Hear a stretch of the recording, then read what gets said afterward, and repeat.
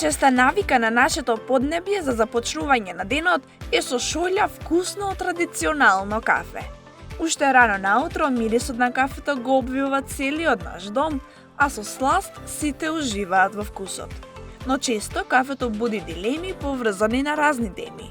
Едно од почестите прашања е дали кафето го дехидрира нашето тело. Нутриционист Билјана Ристевска открива дали ова тврдење е мит или вистина. Повеќето луѓе мислат дека кафето дехидрира. Дали е тоа вистина?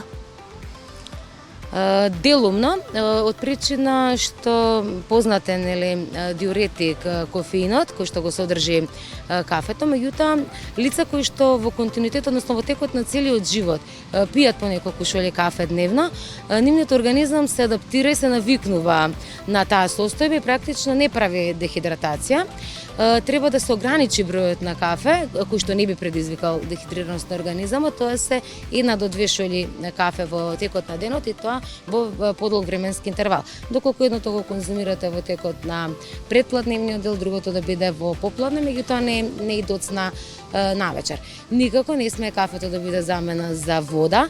Водата е на прво место кога станува збор за хидратација и треба да биде внесена во соодветна количина и при конзумација на кафе. Доколку конзумирате 1 шолја кафе, напите се 2 чаши вода.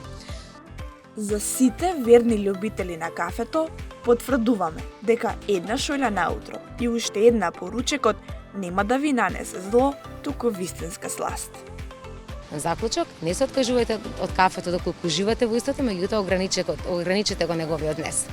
Знаеме да кажеме, се што е во умерени граници не е штетно по здравјето. Доколку вашето тело е навикнато на одредена, умерена количина на кафе, тогаш истото нема да е причина за дехидратација. Не заборавајте покрај вашата шолја со кафе секогаш да стои и чашата со вода, а може и добра книга. Зошто да не? Уживајте!